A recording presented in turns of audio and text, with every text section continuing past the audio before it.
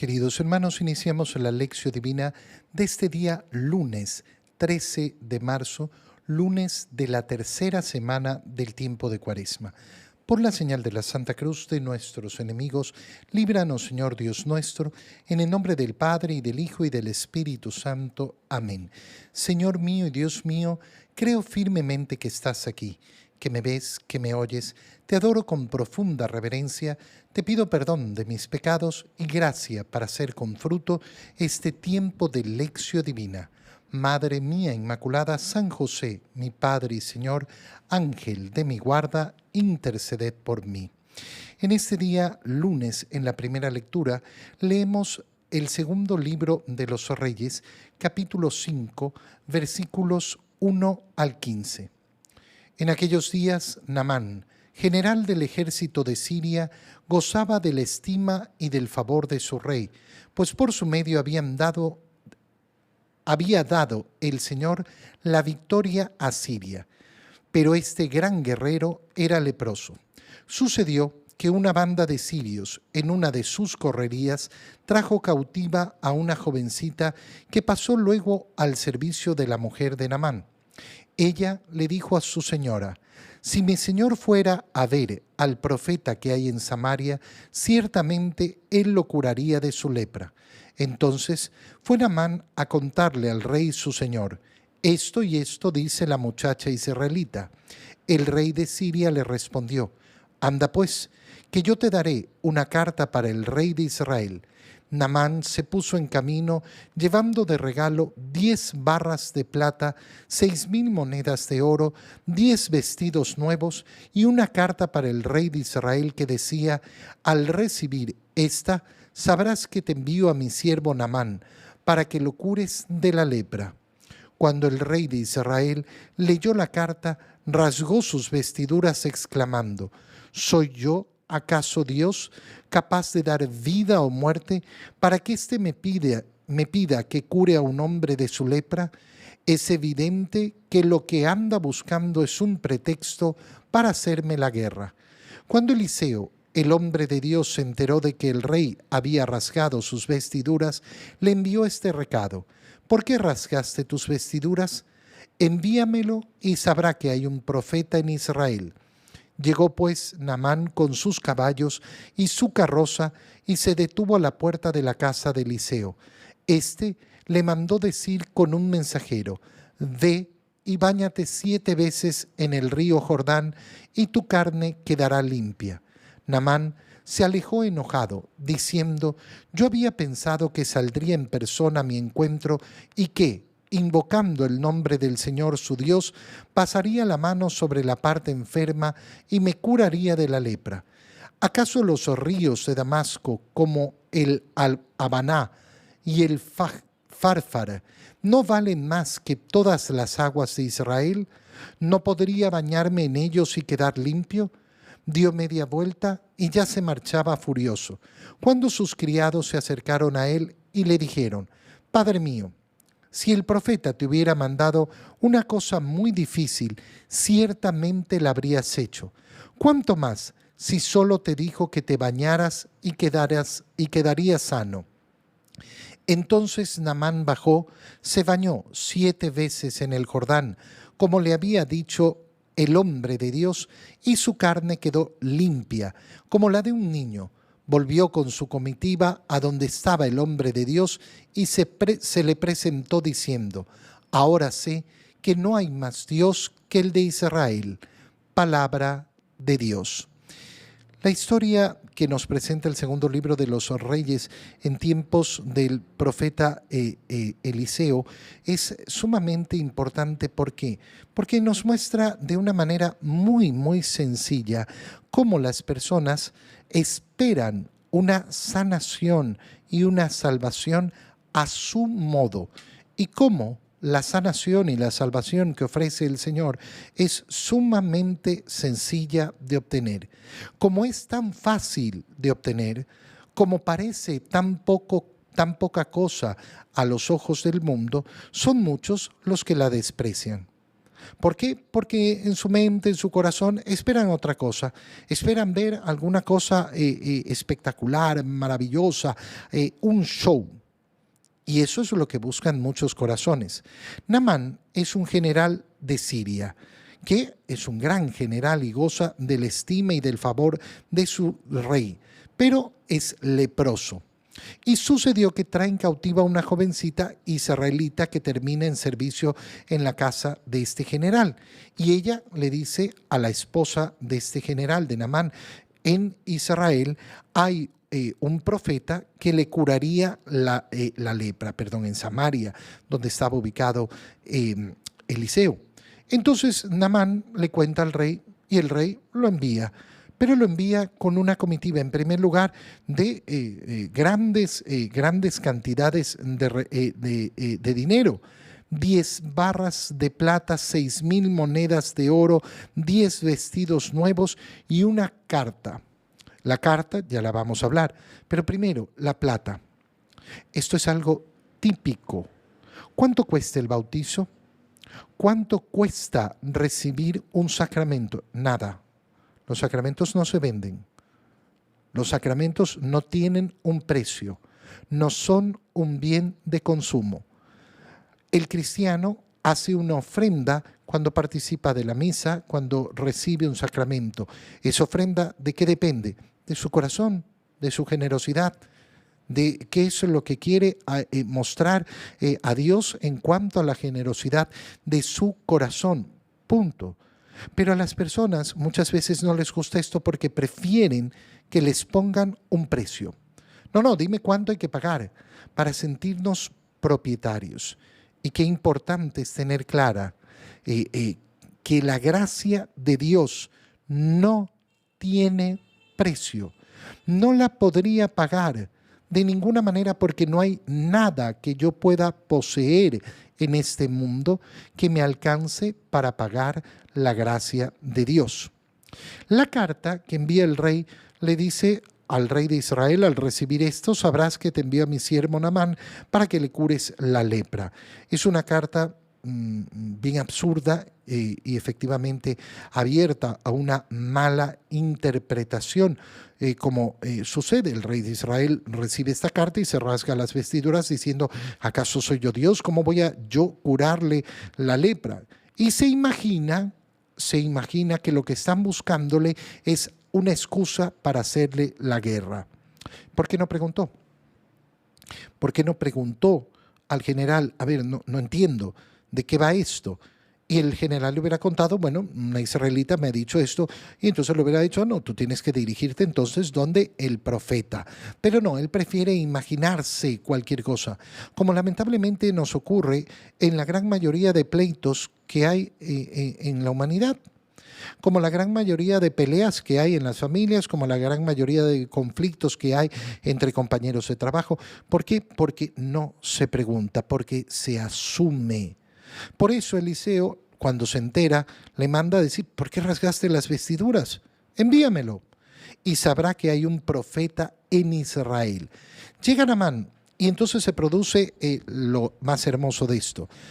Eliseo no sale a recibirlo, sino que le manda a decir con un siervo: báñate 7 veces en el Jordán y quedarás limpio. Y esto para Naamán es un insulto. ¿Por qué? Ya lo decíamos, porque en su mente él había imaginado: no, yo pensé que saldría, me recibiría, me escucharía, me impondría las manos, y entonces yo quedaría curado, me pasaría la mano sobre la parte enferma. O sea, él ya había decidido cómo debía ser sanado. Esta es la soberbia y la arrogancia. Es que yo tenía en mi mente esto y entonces se tiene que hacer de acuerdo a lo que yo tenía en mi mente. No. Sus criados, cuando ven que está por retirarse, le dicen: pero señor mío, si el profeta te hubiera ordenado hacer una cosa mucho más difícil, ciertamente lo habrías hecho. Si te hubiera dicho: mira, súbete 7 veces a esa montaña y baja, hubiera subido. Pero como es tan sencillo, como es tan fácil, como es tan trivial, parece nada. ¿Qué necesito yo para alcanzar la salvación? En primer lugar, bautizarme. ¿Y qué es bautizarse? Echarle agua en la cabeza a la persona y decir, yo te bautizo en el nombre del Padre y del Hijo y del Espíritu Santo. Hay personas que eso les parece muy poco, porque, ay, no, usemos un agua especial, hagamos no sé qué, hagamos. Fíjate en la misa. La misa es lo más sencillo del mundo. El sacerdote toma pan en sus manos y pronuncia las palabras del Señor. Por eso hay muchas personas que en la misa dicen, me aburro, me aburro. ¿Y por qué me aburro? Ah, porque no hay show.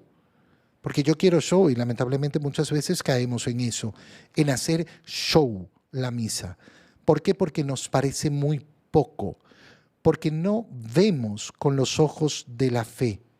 Por eso es que tantas personas prefieren, antes que la gracia de Dios, oye, ¿qué tengo que hacer? Andy, confiésate. Es tan sencillo. No, yo prefiero ir donde un brujo. No, yo prefiero ir a no sé qué, a no sé cuánto por aquí, porque ahí me pusieron las manos, me hicieron oler no sé qué, me hicieron no sé cuánto. Ah, bueno, no quieres entonces la gracia de Dios. ¿Por qué? Porque en tu mente había una cosa mucho más complicada. Cuando lo cierto es que Dios nos da su gracia de una manera tan sencilla justamente para demostrar su gran poder. Porque Él no necesita más que decir. La voluntad de Dios es la que hace todo posible. Por eso puede transformar el alma de un pecador en un alma redimida. En el Evangelio, leemos el Evangelio de San Lucas, capítulo 4, versículos 24 al 30. En aquel tiempo Jesús llegó a Nazaret, entró a la sinagoga y dijo al pueblo, yo les aseguro que nadie es profeta en su tierra. Había ciertamente en Israel muchas viudas en los tiempos de Elías, cuando faltó la lluvia durante 3 años y medio y hubo un hambre terrible en todo el país.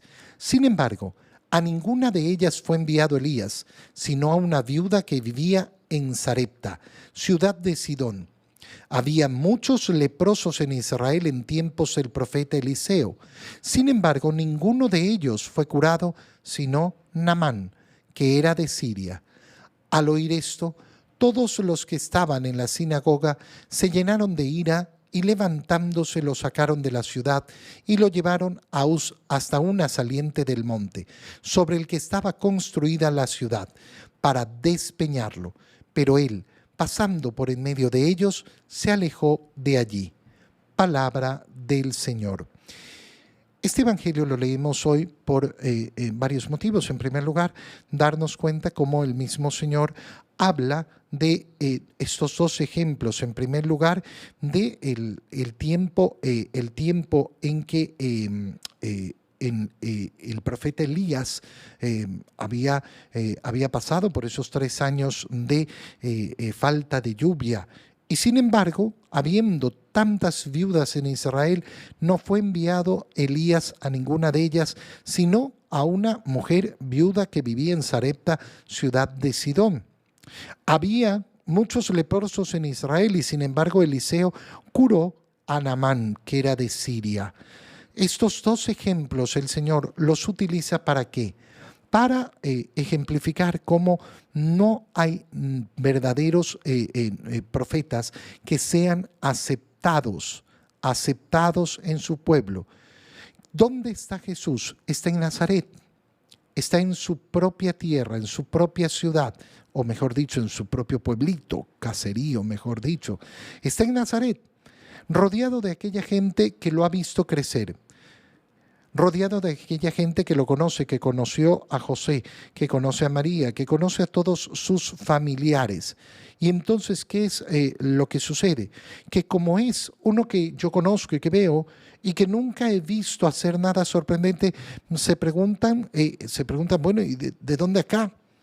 Y por eso el Señor les dice, yo les aseguro, nadie es profeta en su tierra.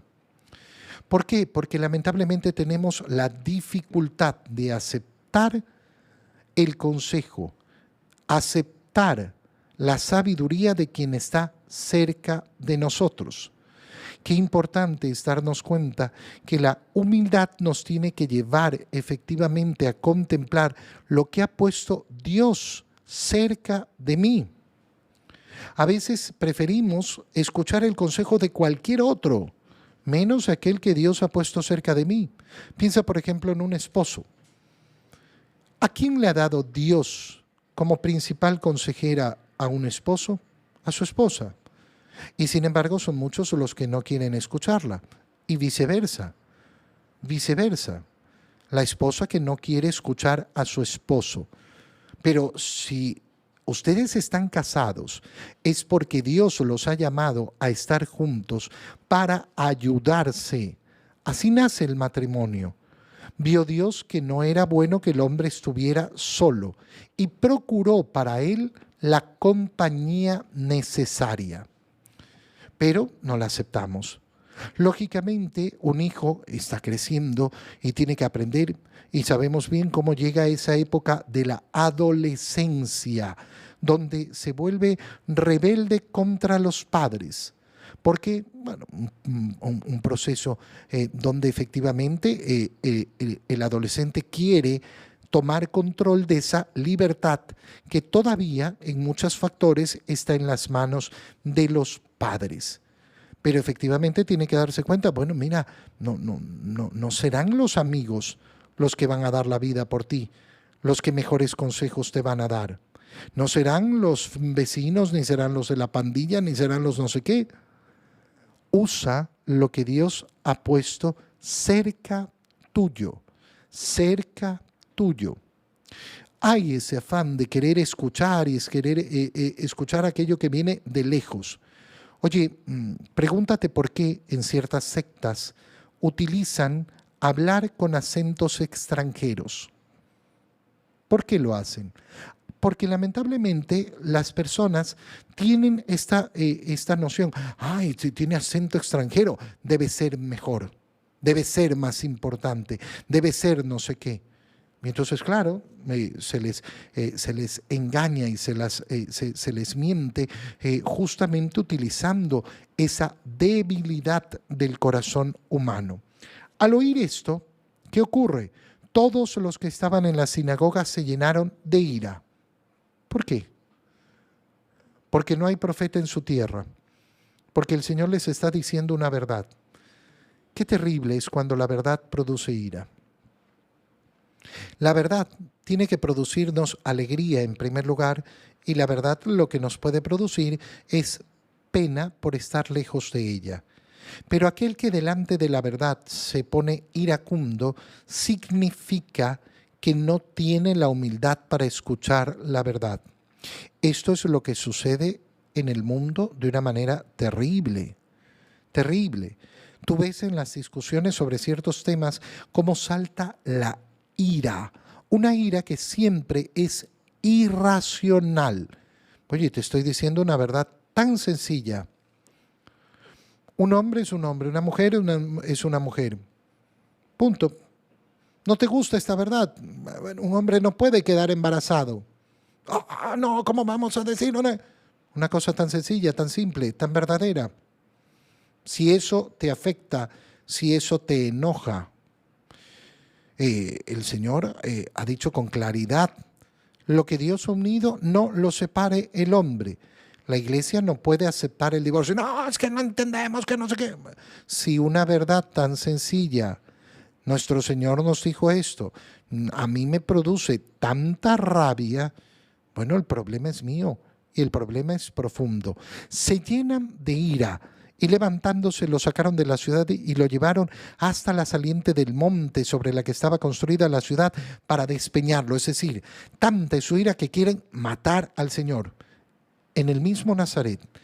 ¿Y cómo termina esto? Imagínate la escena, todos violentos, iracundos, agarrando al Señor, llevándolo hasta la cima de la montaña, hasta la cima del cerro donde estaba construida la ciudad para despeñarlo. Y él, pasando por en medio de ellos, se alejó de allí. Pero ¿cómo pudo alejarse? Porque al Señor nadie le quita la vida, el Señor entrega la vida. Tenlo muy presente en este camino cuaresmal. Si quieres llegar a vivir con intensidad el Viernes Santo, a contemplar la pasión de nuestro Señor, tienes que contemplar que Él da la vida por ti. Nadie se la quita. Te doy gracias, Dios mío, por los buenos propósitos, afectos e inspiraciones que me has comunicado en este tiempo de lección divina. Te pido ayuda para ponerlos por obra. Madre mía Inmaculada, San José, mi Padre y Señor, Ángel de mi guarda, interceded por mí. María, Madre de la Iglesia, ruega por nosotros, queridos hermanos. Un feliz día para todos.